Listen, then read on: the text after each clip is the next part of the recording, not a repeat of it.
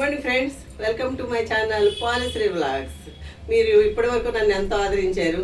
దగ్గర దగ్గర 950 వీడియోలు అయినాయి. నన్ను మా వాణిని ఇలాగే ఆదరిస్తారని కోరుకుంటూ ఈరోజు ఒక చిన్న మెసేజ్ చెప్దాం అనుకుంటున్నాను. ఇది అందరికీ జీవితాల్లో జరిగేదే.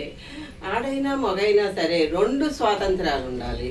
2, ఒకటి ఆర్థిక స్వాతంత్రం, 2 ఫిజికల్ స్వాతంత్రం. ఇందులో ఆర్థిక స్వాతంత్రం దేనికంటే, ఒక వయసు వచ్చి ఇక 60 ఏళ్ళు దాటాక మనం పిల్లల మీద ఆధారపడకుండా ఏ కష్టానికైనా సుఖానికైనా దేనికైనా సరే మన డబ్బులు మనమే ఖర్చు పెట్టుకుంటూ ఎవరి నుంచి ఆశించకుండా ఉంటేనే ఆర్థిక స్వాతంత్రం. ఎందుకంటే ఈరోజు పిల్లలు వాళ్ళ బతుకులు వాళ్ళ జీవితాలు వాళ్ళు బతుకుతున్నారు. మరి మనకి ప్రత్యేకించి మనకి ఏదైనా సాయం చేయాలన్నా ఒక్కొక్కసారి వీలు పడని పరిస్థితి. అందుకని మన సీనియర్ సిటిజన్స్ కింద మనం కొంత జాగ్రత్త పడాలి.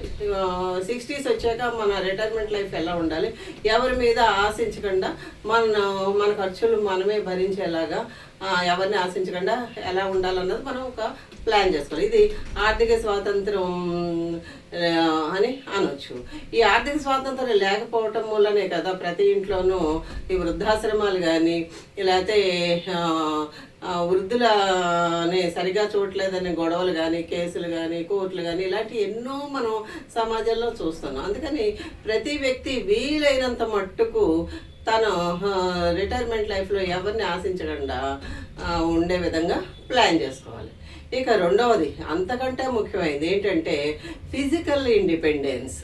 అంటే శారీరకంగా మనం ఎవరి మీద ఆధారపడకుండా మనం ఏం చేయాలి. ఒక 40-50 వచ్చేటప్పటికి మనం 60 తర్వాత మనం ఎవరి మీద ఆధారపడకుండా ఉండాలంటే మన ఆరోగ్యానికి మనమే పునాది వేసుకోవాలి. ఎలాంటి పునాది వేసుకోవాలి? మనం ఎవరిని చేయి పట్టుకుని నడిపించడం కానీ, మెట్లు దిగటం కానీ, మన పనులు మనం చేసుకోవటం కానీ, ఇలాంటివన్నీ కూడా ఎవరి మీద ఆధారపడకుండా మనకు మనమే చేసుకునేలాగా ఆరోగ్యాన్ని చూసుకోవాలి. ఇది ఒక్కరోజు రిటైర్ అయ్యాక మన ఆరోగ్యాన్ని చూసుకుందామంటే కుదరదు. కానీ దీనికోసం మనం బ్యాంకులో డబ్బు ఎలా వేసుకుంటామో ఆర్థిక స్వాతంత్రానికి, అలాగే మన శారీరక స్వాతంత్రానికి కూడా కొంత పునాది వేసుకోవాలి. అది బ్యాంకులో వేసుకున్నట్టే మన ఆరోగ్యం కోసం. 50 ఏళ్ళు వచ్చేటప్పటికి మనం ఒక 40 ఏళ్ళు దాటాకనే మొదలు పెట్టాలి. కనీసం 50 వచ్చాకన్నా యోగా కానీ, డైట్ కానీ ఇలాగ రకరకాలు మనం జాగ్రత్తలు తీసుకుంటూ ఆరోగ్యకరమైన తిండి తింటూ శరీరానికి ఏదో ఒక ఫిజికల్ ఎక్సర్సైజ్, యోగా అవ్వచ్చు, వాకింగ్ అవ్వచ్చు, ఇంకేదన్నా అవ్వచ్చు. ఎన్నో రకాలు ఉన్నాయి. మనం చేయాలని అనుకుంటే ఎన్నో రకాలు. ఇలాంటివి చేస్తే కనుక మనం 60 ఏళ్ళు దాటాక పిల్లల మీద ఆధారపడక్కర్లేదు. వాళ్ళు వచ్చి మనం చూసే పరిస్థితి ఈ రోజుల్లో ఎవరికీ లేదు. మన పిల్లలు పెద్ద పెద్ద చదువులు చదివిస్తున్నాం, ఎక్కడెక్కడో వాళ్ళు బతుకుతున్నారు. వాళ్ళు వచ్చి మనం సంరక్షించే అవసరం లేదు. ఏ వృద్ధాశ్రమంలోనూ మనం చేరే పరిస్థితి తెచ్చుకోకుండా మనం సంపాదించుకున్న ఇంట్లో మనం దాచుకున్న డబ్బులు చక్కగా ఖర్చు పెట్టుకుంటూ మన ఆరోగ్యాన్ని చూసుకుంటే ఎవరి మీద ఆధారపడకూడదు.